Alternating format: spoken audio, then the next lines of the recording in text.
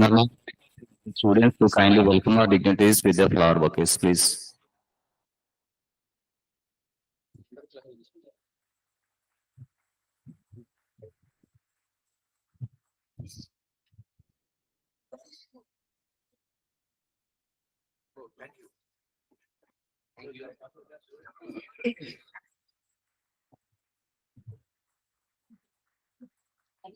Thank you so much. Of knowledge and just corners of the ignorance. The light serves on our inspiration, understanding, and meaningful change. Now, the dignitaries kindly come forward for the lamp lighting. Please, sir. I would like to stand up.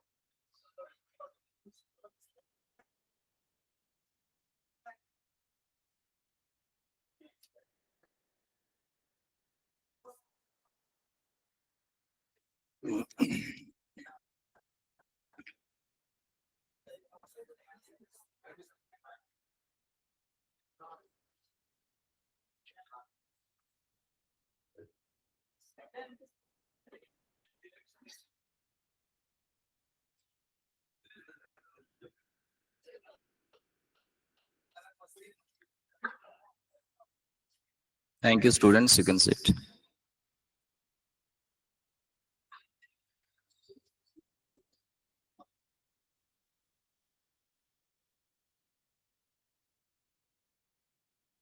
So it's my honor to invite K. Mulli Gopal, sir, the Deputy Dean of Computer Science and Engineering, to deliver his welcome address and officially inaugurate the proceedings. Please, sir.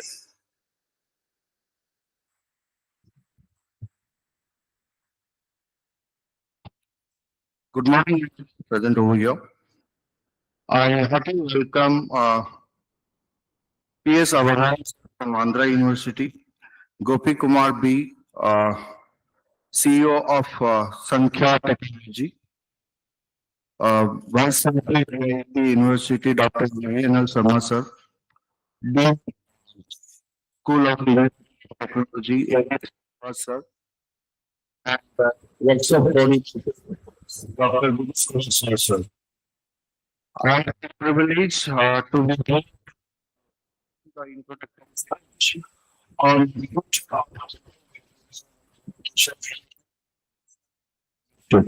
so most of the we have like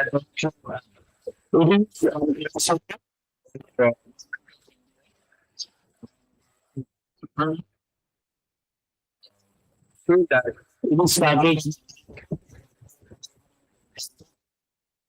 65 days away. 65 days took time. I will say that we are my university. Second, seven.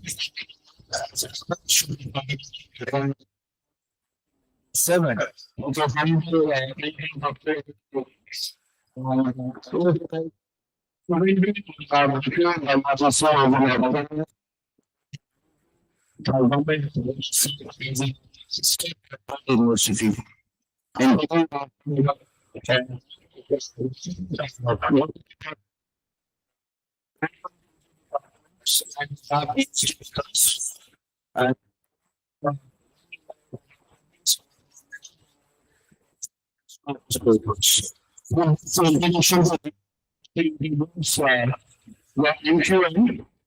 so since I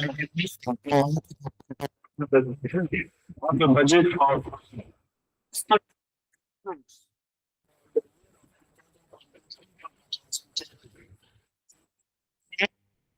and scale of science and industry knowledge and system. So it's like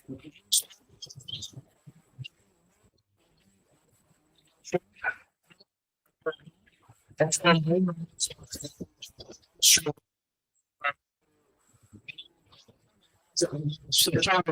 uh, some things. What is science faster. And students, once I got home, I found everything of the things.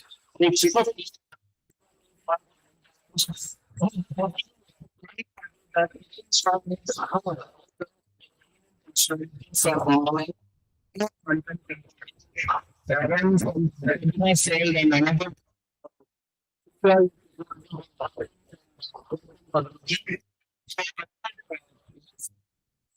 teachers since someone at least the many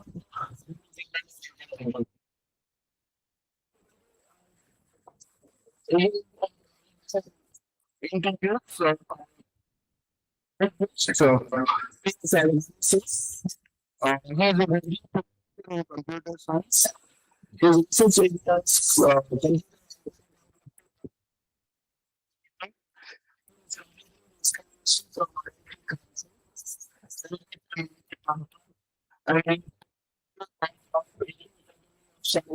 and science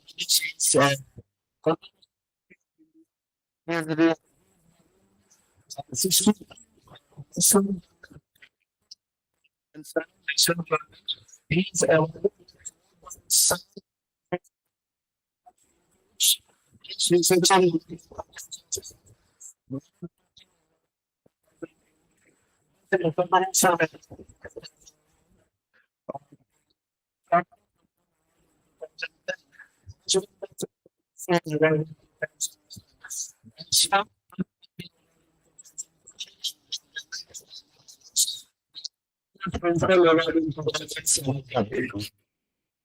and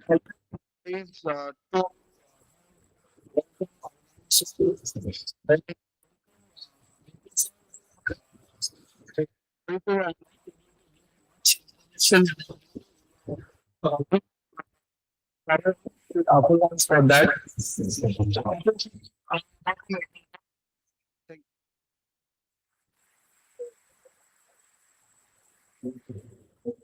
Introducing the university to the exam as well as setting the tone for officially inaugurating the summit. Dr. K. Technology is an academician who has served with a capacity of principal. He has spent for academic experience. I request Dr. Olu Srinivas Rao sir to kindly address the gathering. Thanks, sir.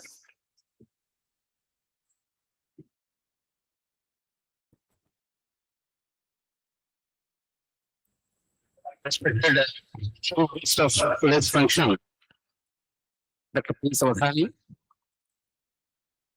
respected guest of Mr. Gopi Kumar, our University Vice Chancellor, Dr. P.V.N.L. Sharma, Deputy Committee Chief Scientist, Mr. Murli Gopal, and Dr. Vineet Kumar, Dr. Raghavendra, who is the backbone of this event to happen. Our employees, my dear budding engineers, a very one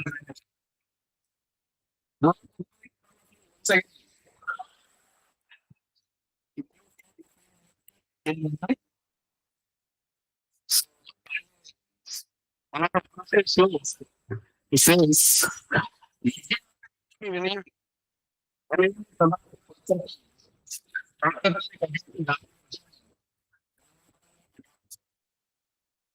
is that with the education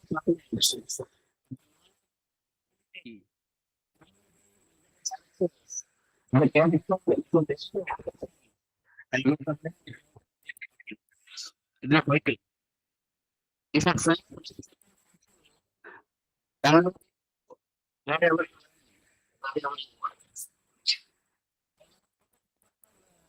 comes of the day,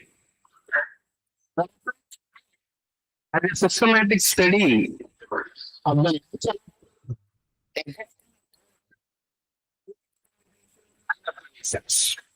is what science is recommended. So, and the experimentation application, so the instrument so and how can with science and technology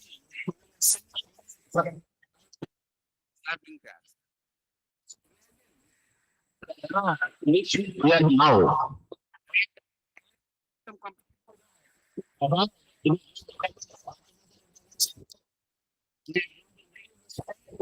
This is something nearby. I don't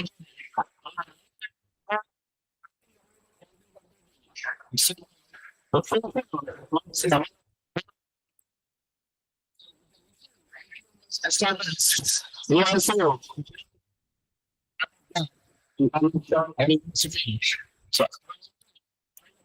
so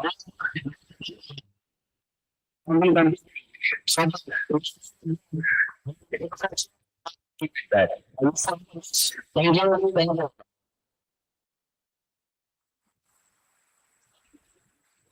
Thank you, sir, for giving us the Vice Chancellor of GIET University as an academician, a beloved and successful of the university and standards. He comes with a total of sense of history and academics. Now,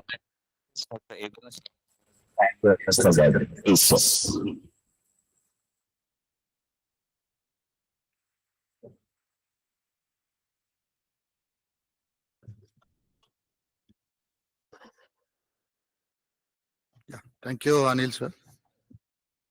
So at the outset, I would like to invite Professor Avadhani Garu and Mr. Gopi Kumar, the industrialist, and today's speaker, Dr. A. Subramanyam Garu, on behalf of management to this quantum computing conference.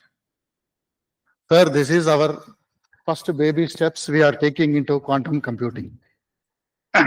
Perhaps I believe this is the first workshop, and all my audience, they belong to computer science, and most of them are aspirants of quantum computing. So to begin with, who has imagined in 1950s or 60s or early 70s about the implications of IoT? Had anybody imagined what internet is going to do? Because I belong to that age. Nobody. Even today, see the small children might be of 1 year of age or around 1.5 year of age. If the mother wants to feed them, unless you open a laptop or a mini tab and you play the required Internet of Things to the students or to the children, they don't take their food. So that much our society has been influenced. So in general, what is quantum computing? So computing, I can understand, might be something relevant to storing, something relevant to processing of data. Then how is it different from the present computers or the classical computers and the quantum computers? What makes quantum? There is a misnomer that it is totally physics or totally mathematics, something like that. But our experts will highlight on this particular subject. I'll just give you one example. Computers, Might be a desktop or might be a laptop or might be a mini tab. What do you try to do? You try to do some digital transactions,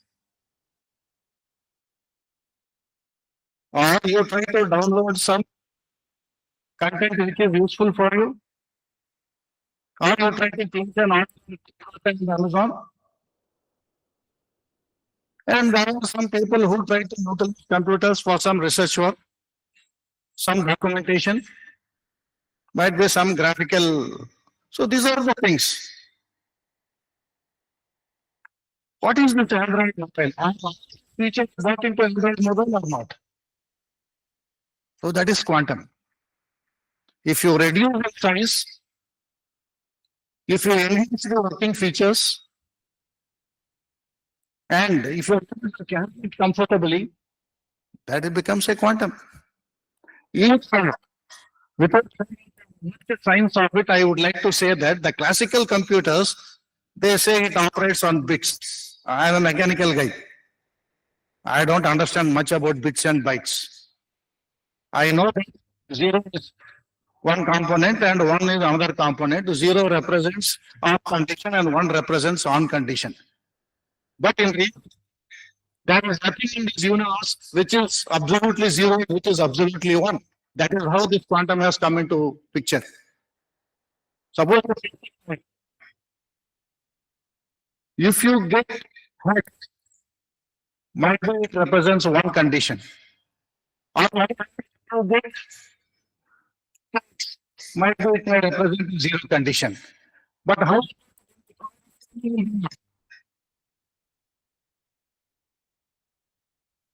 that is called as quantum. That is quantum into picture and tell that every state in this universe, it exists in a bandwidth. Might be a bandwidth of light, bandwidth of flow, something like that. So in short, what I say is that is called qubit condition. 0 existing in both. If I throw a quantum, or you call it as a qubit. So this particular quantum computing has come into picture. We have experts for these 2 days who are going to speak more on this. In short, it has a property which exponentially increases the processing power compared to your classical computers. In 1998, you had a 2 qubit in the market commercially available. In 2020, you had 120 qubits. And today, is claiming that they have developed a 1000 qubit computer system, and which is widely used by defense and also the banking sector. So that is one application. And apart from this, I would just highlight you the power of quantum. Suppose if I want to factorize 2 unknown prime numbers that multiplied together give you a third. It will execute 2 prime numbers. If you want to execute this in normal computer, it may take the age of the universe, which has already been tested by IBM. So if you try to employ RSA factorization, the result they have found in less than 1 minute. So this is the power of quantum computing. Another video. You have a candle which is going to give light. You have an electric bulb. Even if you have 100 candles, is it equivalent to electric bulb? The technology of electric bulb is different compared to the other one. So therefore, the classical computers and the quantum computers, technologically, they are different to one another. And other potential applications, I would like to say, it is widely used in traveling salesman problem, agriculture, protein conformation, and variables like weather, stock market, financial services, quantum simulations, where Monte Carlo is widely used. And to your knowledge, Google, they are using Bristlecom processor that has adequate quantum superimposing. Intel already put its quantum processor on silica chip. IBM has already developed a 1000 qubit computer, I think, which has to be verified. I'm not sure about it. Ultimately, quantum computing will get smaller, faster, more powerful, and eventually we'll all be using them even if we don't understand the science behind them. Similarly, quantum computing can solve complex optimization problem issues, processing information faster, counter cyber crimes, help us to embrace machine learning, AI, and cloud computing. Its impacts defense, healthcare, banking, all will be momentous. So in our university, a few days back, we had a thought on this, in what way we need to introduce quantum computing to our students. So we have come up with some certification programs which we are likely to offer to our students, which them make them readily employable by various industries in the coming days, like certification programs in advanced computing, certification in advanced secure software development, certification in mobile computing, certification in Internet of Things, and similarly certification in artificial intelligence, certification in big data analytics, and all these things will be done with the help of industry. Industry people will be available here. We will be establishing the labs. They will give you a handhold. So it will be 70% industry project and 30% theoretical. So that is how we have planned. And above all, certification in geoinformatics. So we are likely to give you a wide exposure to all our students in the coming days. Thank you one and all for giving me this opportunity.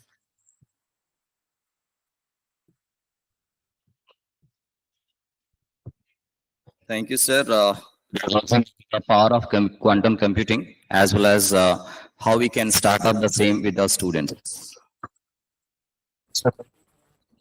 He's a founder, CEO, and chief technologist at Sankhya Technologies, a company that builds technology platforms for a connected world. At Sankhya, he has learned over 23 years in the development of technology platforms for modeling, abstraction, and synthesis. His main interest include design technology platforms and complex system development. He worked on IIT 2.0 Research Foundation, IGES, Institute for Geoeconomic Studies, and the first Computing Consortium of India. He has had several roles like founder, CEO, and chief technologist, Sankhya Technologies, founder, Group Electronic Private Limited, founder, Supercomputing Consortium of India, founder member, Gravity 2.0 Research Foundation, and many more. Now, I invite Gopi K. Bulsu, sir. Please, sir.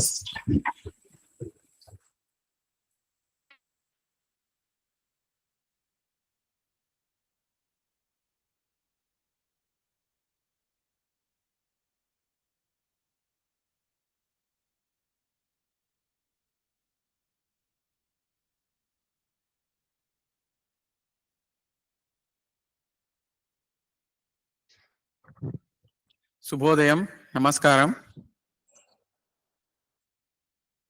So welcome you all to this universe of quantum technologies.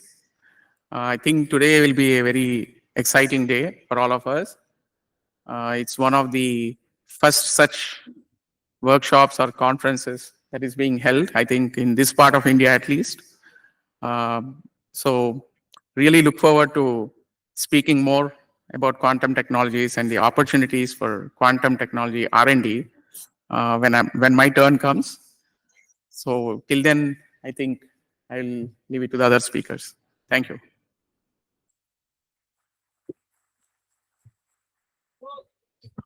Thank you, sir.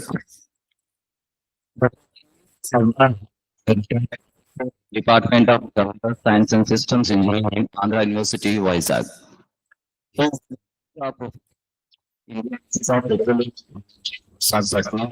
also director of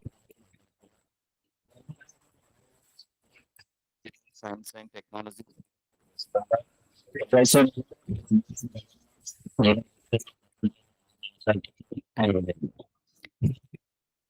from IIT. Areas of research include sensor, control,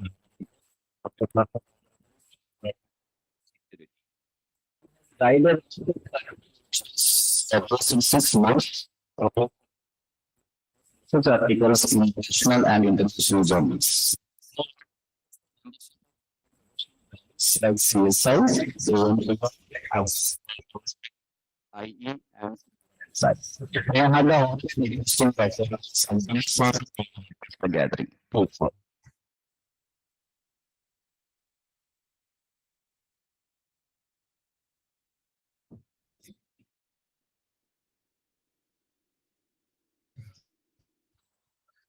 Respected dignitaries on the dais, the Vice Chancellor, Professor Sharma Garu, and Srinivas Rao Garu, and others, and experts of the dais, and my dear young budding students, the future generation scientists, future generation quantum scientists, or quantum computing scientists.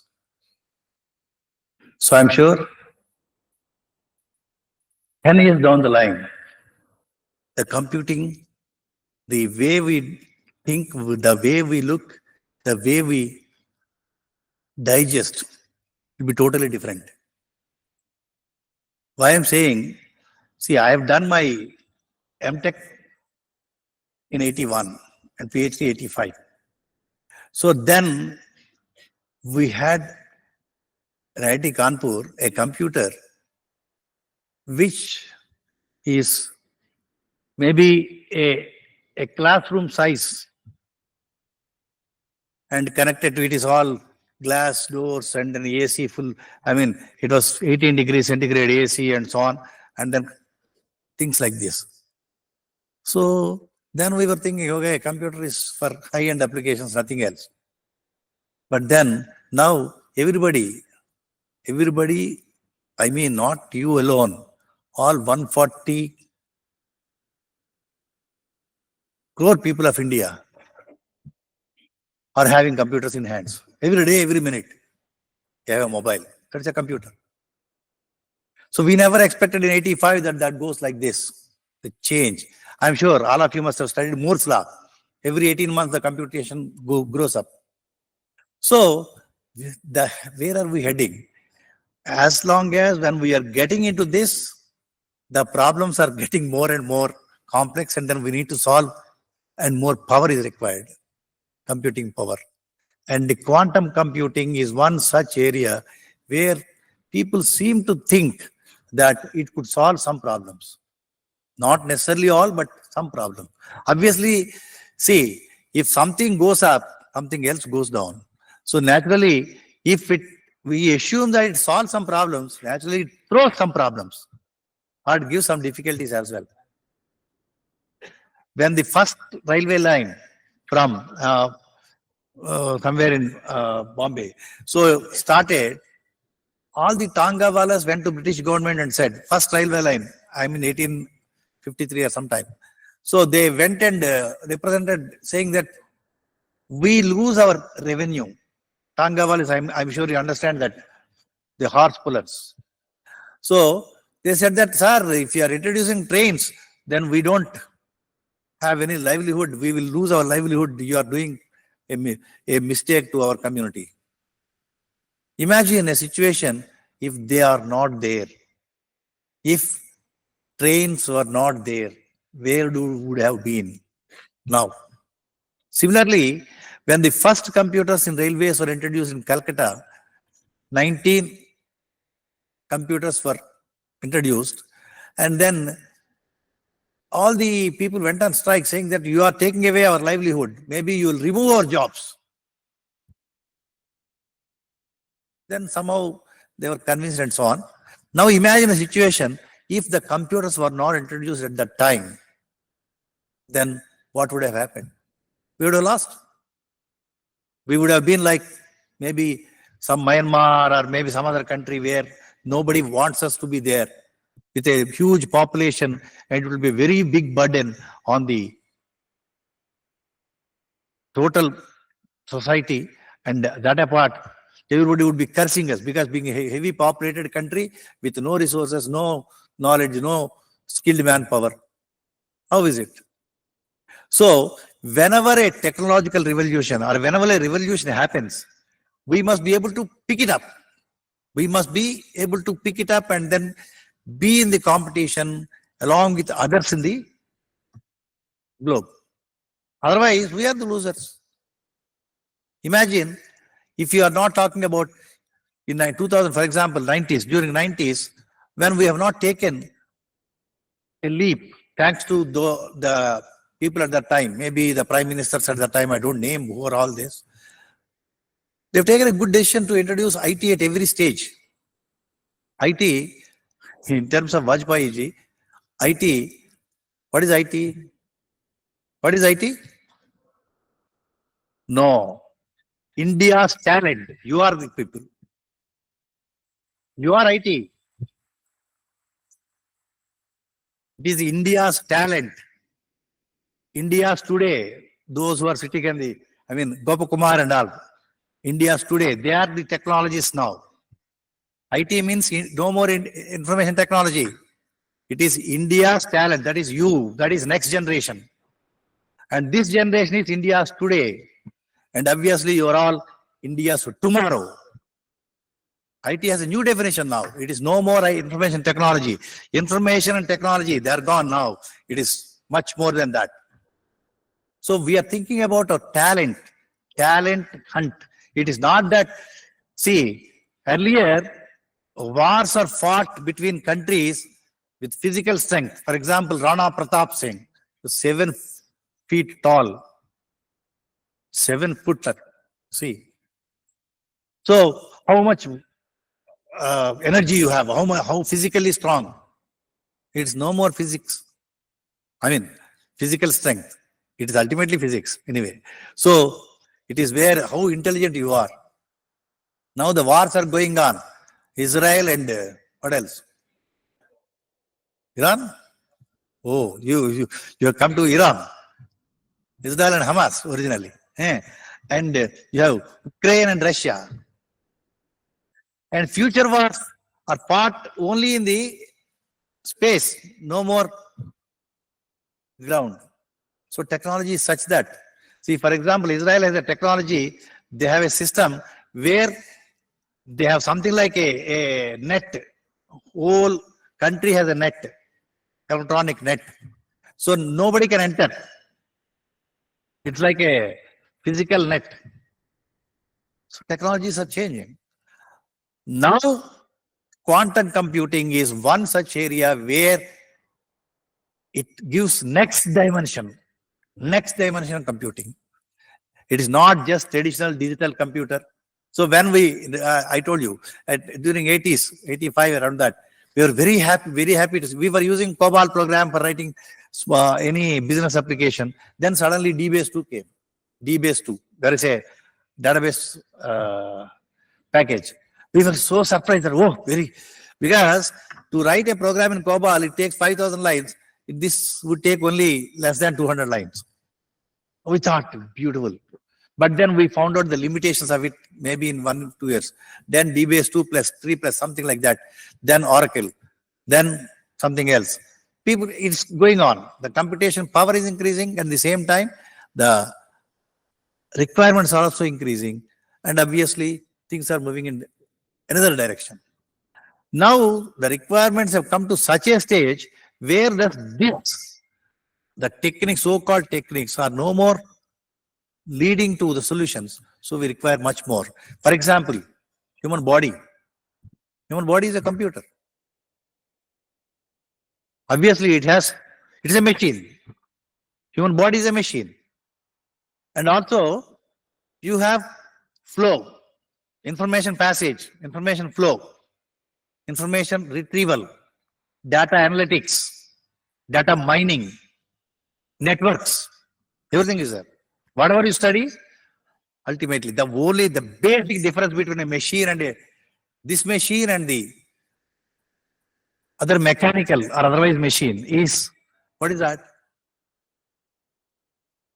For example, if you want to repair a car, If you take to a garage, the fellow, what he does? He stops the car and opens it. But here, it must be in running condition. You can't stop a human being to rectify him or to,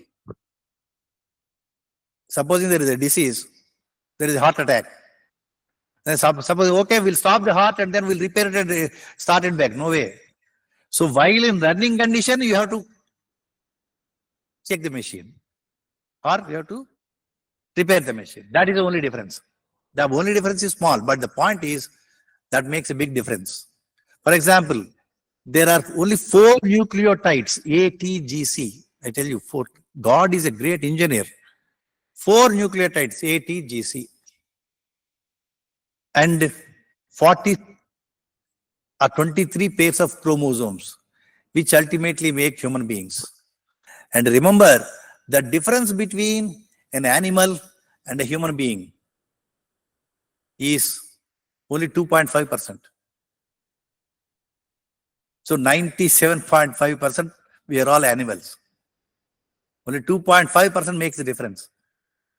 And remember, you have a project called genome code, a code for every gene.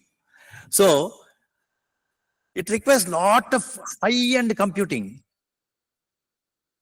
Where do you get that computers from? The processors, which require, for example, if you want to find out something about the human body, naturally it's not sufficient. For example, cyclones. Remember, there will be no barriers for nature. For example, something happens in Pakistan, a small disturbance in Pakistan makes a difference in India. Why Pakistan? Even it's a Pacific Ocean, you must have heard about El Nino. So something, a small disturbance in Pacific Ocean, somewhere far west, makes a difference here. Supposing something goes there, for example, Dubai. It seems in Dubai, the rainfall of 1 year has fallen in 1 day, 1 hour. Imagine, what do they do? So now to predict the such situations, cyclone warning or weather prediction or differences or the way you have to think about how earthquakes happen. So it requires huge data handling and huge computation at the fastest moment. For example, so you have to get the data from almost all places of the world to identify whether a earthquake might occur or whether a cyclone can come or a storm or a tsunami and so on. So processing must be very fast. How do you do it? The requirements are becoming huge now. And then quantum computing is one hope of giving solutions to this. At the same time, there will be problems. Otherwise, we'll see maybe when I talk about that. Now, you are the people who have to get into that. And then I was asking, sir, why this workshop? I asked your Vice Chancellor, why this workshop now? I mean, why suddenly you thought of it and then why you called people and so on? Then it's quite interesting that they wanted you to get into quantum computing right in the first year itself, slowly. So suddenly if you put one subject, quantum computing in 4th year and then say and so on, I don't think anything product will come. First year, introduce it so that the concept will be clear. 2nd year, 3rd year and so on. Ultimately, by the time you come out of 4 years, NQM, what is NQM? National Quantum Mission. So which is up to 2030. 6,000 crores, Government of India is investing 6,000 crores. Imagine how much share you want. So how much talented you are in quantum computing, that much money you can gain it from. Nobody is into it. Quantum computing is a concept and then being now pursued by many people and many things are coming out now. So whoever comes first will get the maximum size of the cake in it. Therefore, it's a right decision at the right time. I told you. Why I told you about the Tanga story and about the Calcutta computer story? Because right time you have to take it up. So we have picked up the information revolution or IT revolution at the right time. So we could produce so many computer scientists to the world, not necessarily India, to the world. For example, almost all computer companies, leading computer companies are maintained by Indians. Be it Microsoft, be it anything else. So why? Because we have taken the correct step at the right time. Similarly, now it is the right step by Government of India and also right step by the institution to introduce to the students who are the torch bearers and the next generation computer scientists to quantum computing. I'm sure you will all live up to the expectations. In fact, there is a saying in English, great things have small beginnings. Great things have small beginnings. Anything big will have only small thing. For example, even that so-called Virat Kohli or whoever, first ball, he must have maximum hit a 6 or a 0 or a 4 or maybe 1-2 runs. So, but he would not have made so many tons of runs. The first step will be a small thing. Even the river Ganga will be a small thing when you start at Gangotri. Wherein, when it comes to Calcutta, it is very big.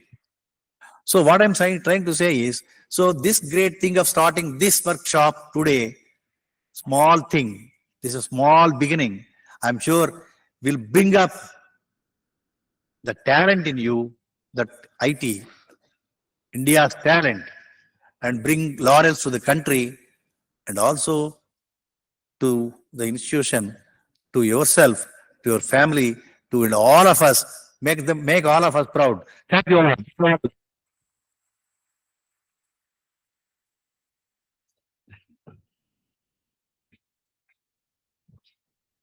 Thank you, sir. Thank you for giving the new definition of IT and how the advancement of technology has happened past year and the need of using the power of computation. Now, I like to request Dr. Ayun Sharma to kindly participate in the PS of the Nisar.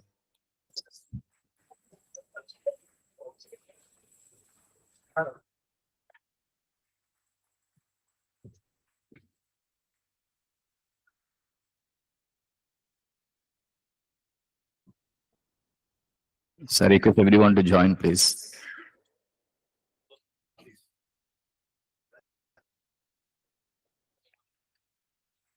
Please do the round of applause.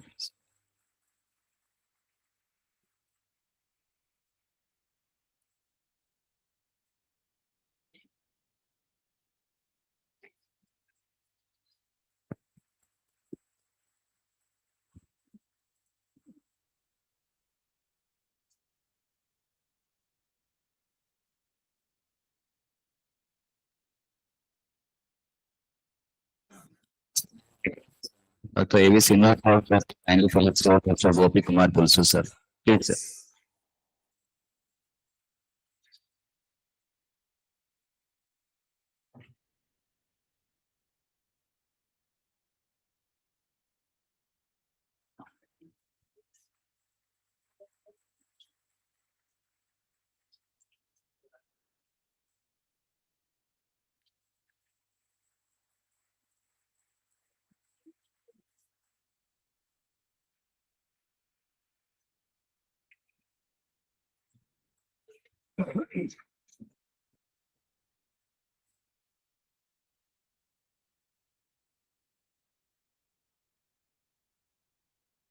Thank you, sir.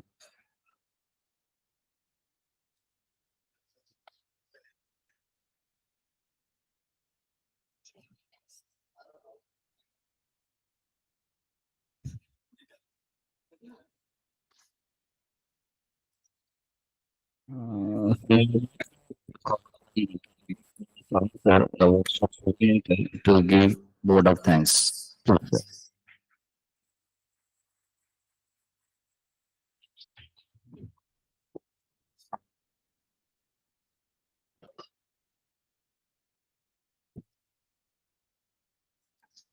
A warm and gracious good morning to one and all. Today marks a significant milestone in our academic journey as we gather here to explore the fascinating returns of the cloud quantum computing. On this occasion, we have the honor by esteemed presence of Dr. P.S. Avdhani, retired professor from Andhra University, whose expertise and insights have illustrated our path towards understanding the future of quantum computing. Thank you, sir, with your presence.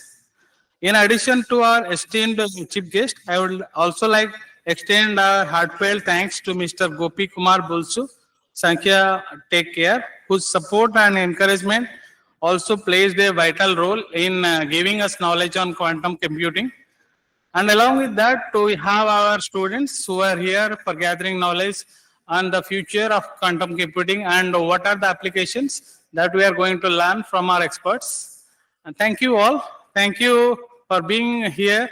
And with the support of all the staffs and faculties and our students, I would like to express again on behalf of GIET University the deepest gratitude to Dr. P.S. Avdhani and Mr. Gopi Kumar Bulsu for honoring us with their presence and for sharing their invaluable insights with us. Thank you all, sir.